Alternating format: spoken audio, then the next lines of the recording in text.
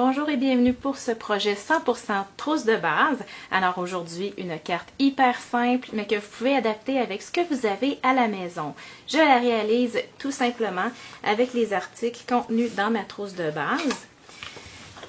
Ici, petit plioir en os qui n'est pas inclus dans la trousse de base, mais qui est une des premières choses que je recommande de se procurer. Ça fait des beaux plis, tout croustillant, parfait, bref. Alors, on va orienter notre carte dans ce sens-là. Ce qu'on fait, on se sert encore, moi j'ai la pile de papier des imprimés de la série Design Brillant. Donc, vous en avez beaucoup dedans. J'ai utilisé des retailles que j'avais, voyez-vous, je ne perds jamais rien. Donc, et le poinçon timbre.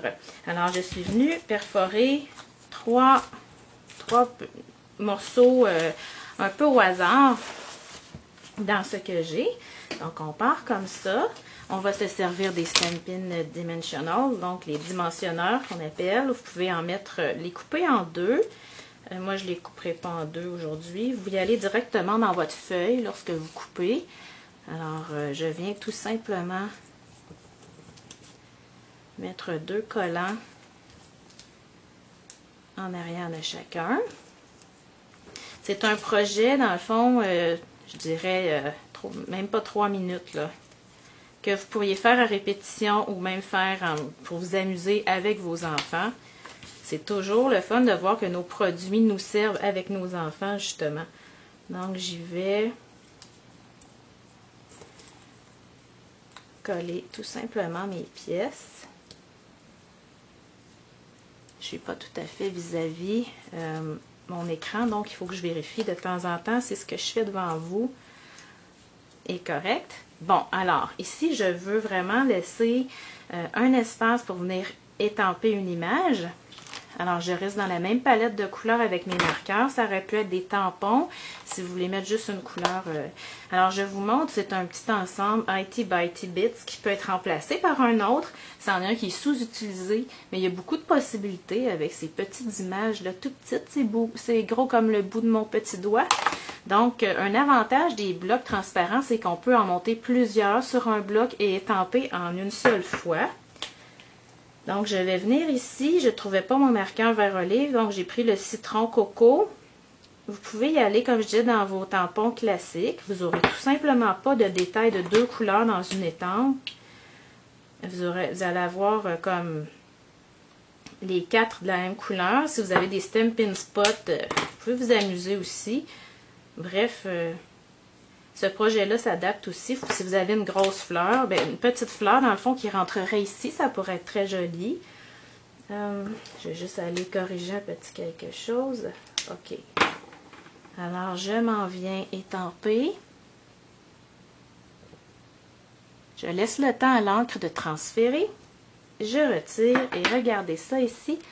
Comment c'est joli. Alors là, ce que je vais aller faire, je vais aller puncher un petit peu avec du noir. Souvent, le noir apporte la touche qui manque, la touche de contraste dans notre projet. Donc, j'ai un tampon classique noir nu ici. Ça pourrait être du Stazon noir, mais vous en avez un tampon classique noir nu dans la trousse. Alors là, je vais devoir juste sortir du champ de la caméra un petit peu là pour voir ce que j'étampe. Alors, me voilà. Ça, c'est le vœu 1000 merci qui vient du jeu Douce Douzaine. Ce sont des très beaux vœux qui font toute l'année. OK? Alors, l'Halloween, Pâques, rétablis-toi vite, la fête des pères, fête des mères, etc., Noël. Alors, voilà. Qu'est-ce que j'ai fait en 2 minutes? Je vous propose une petite alternative intéressante. Tant qu'à avoir le poinçon timbre, on va s'en servir pour faire un timbre pour notre enveloppe. Alors, j'aurais pu ancrer ça tantôt. Voyez-vous, quand je le passe, j'enlève un petit peu avec mon doigt parce que là, j'y vais relativement rapidement. Petit détail. Je trouve que c'est un projet simple, joyeux en même temps. Alors, je viens étamper ici sur une retaille. Tout simplement. Et je vais utiliser mon poinçon timbre toujours à l'envers et après avoir étampé pour me permettre de bouger puis de m'aligner comme il faut. Quand ça me plaît, je pourrais faire un petit carré pour recevoir mon timbre, comme ça, et venir le coller sur mon enveloppe. Ce que je pourrais faire aussi, je pourrais choisir, par exemple, mon marqueur vert, ou si j'ai le tampon d'encre, je pourrais le passer directement dans mon tampon pour venir chercher ce qui ressemble à un timbre ici, la petite bordure. On pourrait le faire à l'éponge aussi. Vous avez une éponge à étampage dans votre trousse de base. Donc, je viens coller ça sur mon enveloppe. Ça, c'est la variante 1 et la 2. Tout simplement comme ça. C'est sûr que celle-là ressort plus, mais les deux sont très jolies.